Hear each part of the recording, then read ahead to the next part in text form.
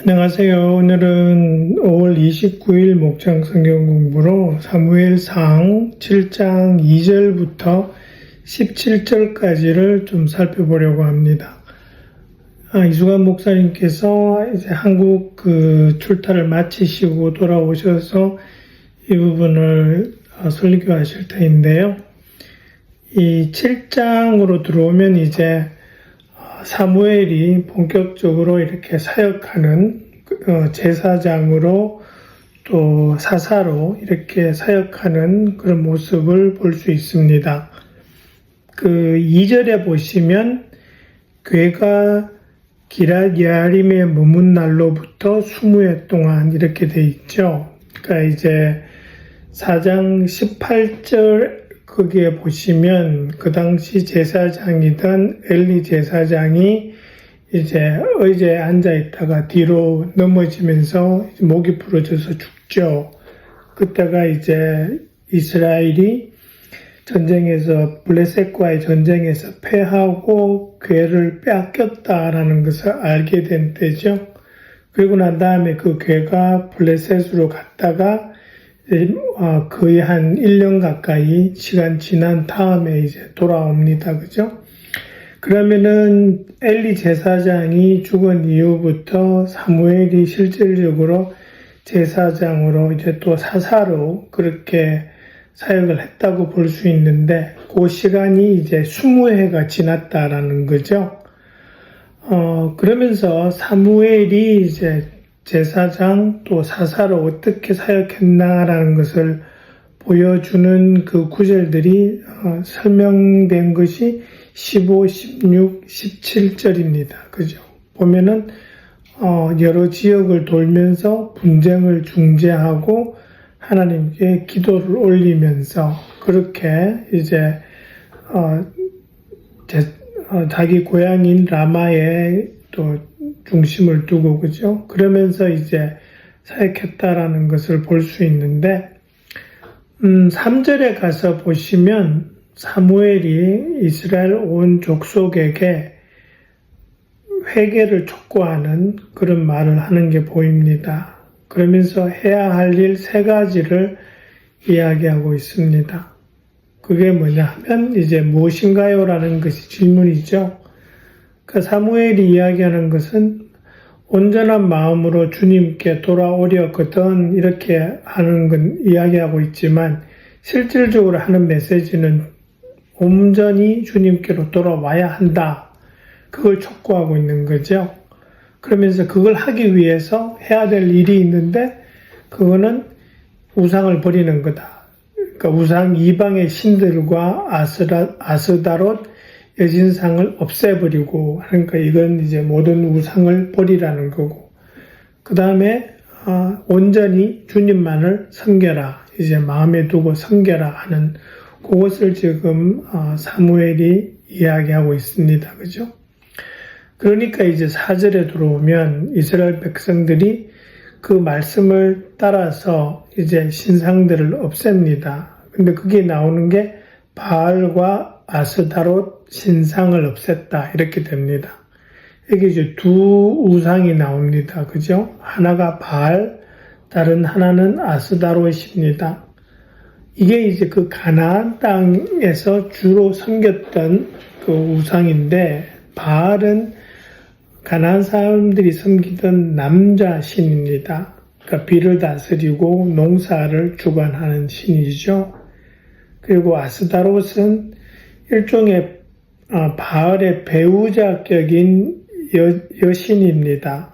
그래서 이 바알과 아스다롯이 거의 세트로 함께 이렇게 숭배되었습니다. 이 아스다롯은 사랑과 전쟁의 신입니다. 이 농사가 잘 되고 전쟁이 잘 되고 그러다 보니까 이제 풍요하고 힘을 세우는 그런 것을 추구하고 가능하게 하는 신이 되어버린 거죠. 이 2 세트가. 그래서 이 가나안 사람들이 생각한 거는 이 2 신이 성적으로 결합하게 되면 풍요를 가져온다고 생각했어요. 그러다 보니까 이 신들을 섬기는 신전에서는 그 신을 섬기는 그들의 제사장이 남자, 여자 제사장들이 그들이 섬기는 신전에서 성적 행위를 하고 그러다 보니까 이스라엘 백성들도 거기에 따라가게 되고 그러다 보니까 이 성적으로도 되게 문란해지는 그런 결과를 가져오게 되는 거죠. 5절에 보시면 사무엘이 이스라엘 사람들을 미스바로 모이게 하였다 이렇게 됩니다. 그죠? 그러니까 이게 이 당시에 미스바가 이스라엘 백성들이 모이던 곳인가 봐요. 그 사사기의 20장, 21장에서도 이스라엘 백성들이 모여서 이를 의논할 때 미스바에서 모였습니다. 그리고 사무엘상 10장에 가서 사무엘이 사울을 왕으로 세울 때 그곳이 또 미스바입니다. 그리고 이제 뒤쪽으로 이제 7장 후반 6절에 보시면 거기서도 이제 사무엘이 이스라엘 자손 사이에 다툼을 중재하던 곳 이렇게 지금 돼 있습니다. 그죠? 그래서 미스바가 상당히 이스라엘 그 사람들의 그 삶에 있어서 중요한 역할을 했다라는 걸 볼 수 있습니다. 6절에 보면 좀 색다른 장면이 나옵니다. 그죠? 물을 기르다가 그것을 제물로 삼아 주님 앞에 쏟아 부었다 이렇게 됩니다. 물을 제물처럼 쏟아 부었다라는 것은 구약에서 여기가 유일합니다. 신약에 들어가면 사도 바울이 그 디모데전서에서 이제 자기가 하나님 앞에서 떠날 때가 되었다 그러면서 부어드리는 제물 이런 말씀을 합니다. 그거를 이제 전제 또는 관제라고 이제 부르는데요. 요 의미가 뭐냐 하면 물을 기르다가 물을 하나님 앞에 붓는다. 이건 하나님 앞에 온 전심을 쏟아내며 회개하는 그런 모습을 상징하는 겁니다. 그런 면에서 이제 이스라엘 백성들이 이 물을 쏟아부었다라는 것을 우리가 왜 했는지를 생각해 볼 수 있는 부분이고요. 그 다음에 9절에 가면 사무엘이 이제 어린 양 한 마리를 가져다가 번제물로 바치는 대목이 나옵니다. 그죠? 근데 젖먹는 어린 양 이렇게 됩니다. 레위기에 보면 22장 7절에 보시면 태어난 지 8일째가 되는 양을 제물로 바칠 수 있다 이렇게 되어 있습니다. 그러니까 7일까지는 엄마한테서 떼내지 못하지만 8일째 되는 날부터는 그 새끼를 떼다가 제물로 바칠 수 있게 되어 있다라고 되어 있는데 그러니까 기본적으로 이 젖먹는 어린 양이라는 게 적어도 8일 이상은 된 그런 양이라는 걸 알 수 있는 대목이고요. 그러니까 이걸 번제물로 바친다라는 거는 보통 여기서 이 번제에서 따라 나오는 이 의미가 뭐냐면은 속죄 제물로 이렇게 드렸다라는 것으로 우리가 생각해 볼 수 있는 거죠. 그리고 10절에 보시면 그런 말이 있죠. 이 미스바에서 이제 모였습니다. 이스라엘 백성이. 그러다 보니까 블레셋 사람들이 이스라엘 사람들을 공격하려고 옵니다. 그러니까 이제 이스라엘 군대가 싸우는 것이 아니고 하나님께서 이 미스바로 쳐들어오는 블레셋 사람들을 천둥 소리를 일으켜서 당황하게 한다라는 그런 말씀이 있습니다. 그래서 이제 이스라엘 백성이 쉽게 싸워 이길 수 있게 해 주시는 거죠.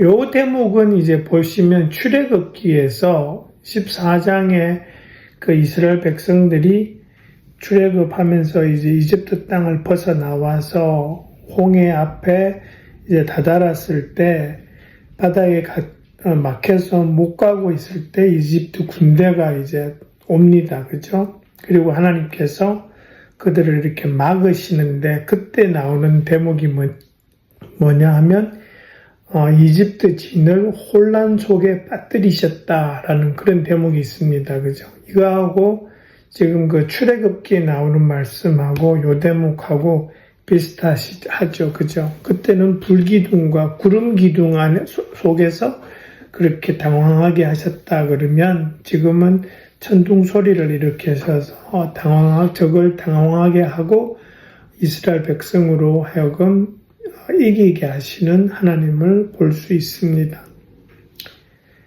12절에 가면 그 사무엘이 돌을 하나, 그러니까 전쟁에서 이겼습니다. 이제 미스바에서 그것을 기념해서 사무엘이 돌을 하나 가져다 그것을 세우면서 그것을 에벤 에셀이라고 이름을 붙입니다. 요 에벤 에셀은 두 단어가 결합된 겁니다. 에벤이라는 돌이라는 에벤과 에셀, 도움이라는 말이 결합된 말인데 이 에벤 에셀이라는 말의 뜻과 의미가 무엇일까요? 라는 게 이제 질문인데요. 이 에벤 에셀이라는 말의 뜻은 지금 사무엘이 이야기하는 겁니다. 여기에 이르기까지 주님께서 우리를 도우셨다라는 겁니다. 하나님께서 여기까지 우리를 도우셨다. 그게 에벤에셀의 뜻입니다. 그럼 이게 어떤 의미로 지금 사용하고 있느냐라는 건데 여기에는 감사가 하나님 은혜에 대한 감사 그리고 앞으로도 도우실 하나님을 믿는 믿음이 여기에 담기는 겁니다. 이스라엘 백성이 미스바에서 공격을 당했을 때 하나님께서 여기까지 오셔서 우리를 구해 주셨다. 그리고 앞으로도 하나님께서 이렇게 우리를 도와주실 것이다 라는 그런 믿음과 감사가 함께 들어가 있는 그런 말입니다. 그죠? 그 다음에 13절에 보면은 첫 문장이 이렇게 됩니다. 블레셋 사람들이 무릎을 꿇고 다시는 이스라엘 지역으로 들어오지 않았다. 이렇게 되어 있는데, 이 사무엘 상을 보면은 이 블레셋 수비대에 대한 언급들이 몇 번 더 등장합니다. 그러니까 이게 블레셋 사람들이 눈이 띄지 않았다라는 말은 아니라는 거죠. 그래서 이게 무슨 정확하게 어떤 의미냐 하니까 이 미스바에서의 이 전투를 계기로 해서 여기서 승리함으로 말미암아 이게 아주 결정적인 승리가 되었고 그 다음에 영토의 구분도 확실하게 된 그런 계기가 된 전투가 이 미스바 전투였다라는 것을 이제 강조하는 그런 의미로 지금 블레셋 사람들이 다시는 이스라엘 구역으로 들어오지 않았다라고 그렇게 이야기하고 있는 거고요.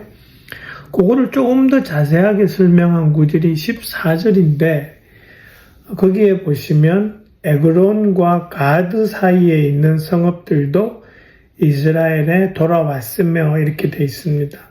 그러니까 이 블레셋은 살짝 서쪽에 위치하고 있고요.